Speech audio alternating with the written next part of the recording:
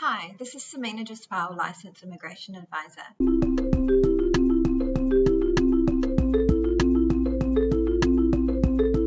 Today I wanted to talk about visa processing updates in New Zealand. I know a lot of you that are in New Zealand on visas want to know what your next step is, if your visa is expiring, what is happening. Also, those of you that are not in New Zealand but have already applied for a visa, whether it be a work visa, partnership visa, or even a student visa, or those of you looking at applying for a visa to New Zealand. Obviously, during these times, it is unprecedented times, and New Zealand has made it very clear that their borders are still closed. They are only open to residents, citizens of New Zealand, critical workers, and those with extreme circumstances that meet the exceptions to their visa rules at the moment.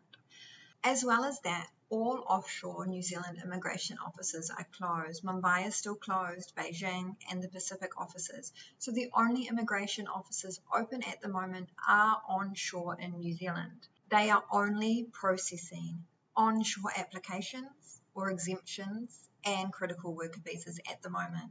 So if you have applied for a visa, your visa is going to be in a queue. It's going to be waiting, depending obviously on when you applied. It will only be processed when we have got some news, when New Zealand border restrictions are changed, whether the borders are opened or there are some changes. Otherwise, I'm afraid the visas are in a queue. I know it's very frustrating, but as soon as we have any other information, we will of course keep you updated. The other thing is there will, because of this, be a backlog. So if you are looking to apply for a visa, and you are thinking, okay, I'm going to wait until everything has finished, there will be a backlog. So if you have a strong case for a visa, it is a good time to look into what are the requirements for the visa and look at applying now. If you have any questions about this, of course, we can help you out. Resident visas are a little bit different. They were resumed resident visa applications on the 14th of May, but again, onshore applications are being prioritised, and that is what Immigration New Zealand said prioritise. I would say that means that offshore visa applications are going to be looked at later on. Now, what happens if you're onshore, you're in New Zealand and you're on a visa at the moment?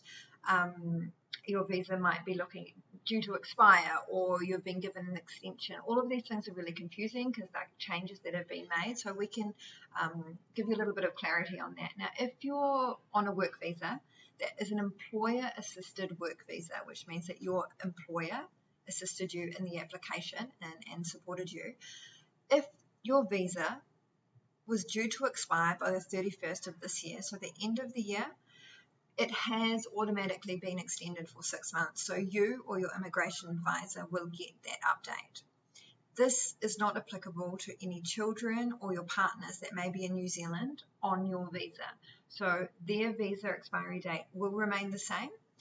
Either they need to leave New Zealand before the expiry date, or they need to apply for a new visa. All other temporary visa holders, if your visa was due to expire between the 2nd of April and the 9th of July, you have already been given an extension. You would have already received this. Your extension of your visa is until the 25th of September that you've been notified. So please make sure that you check up on that. Again, before the 25th of September, you either have to leave New Zealand or apply for a new visa. Temporary visa holders whose visa is due to expire after the 9th of July, there is no extension on your visa. Okay, so this means, again, check your visa expiry date and talk to your immigration advisor about applying for a new visa, or when are you going to manage leaving New Zealand. There have been some changes, especially when it comes to work visas, the conditions of these visas, visa expiring, and what to do about applying for new visas, how long the visa is for. So we've also posted a vlog regarding this, so please check that out. And we'll give you all the information you need to know about these work visa changes. These can help you in understanding about reapplying for a visa, especially if it's a work visa that you've got. I hope this has helped all of you. Please let us know if you've got any questions. You can write them down below, and subscribe to the channel or get in touch with us personally, and we can help you out with any New Zealand immigration matters. Thank you.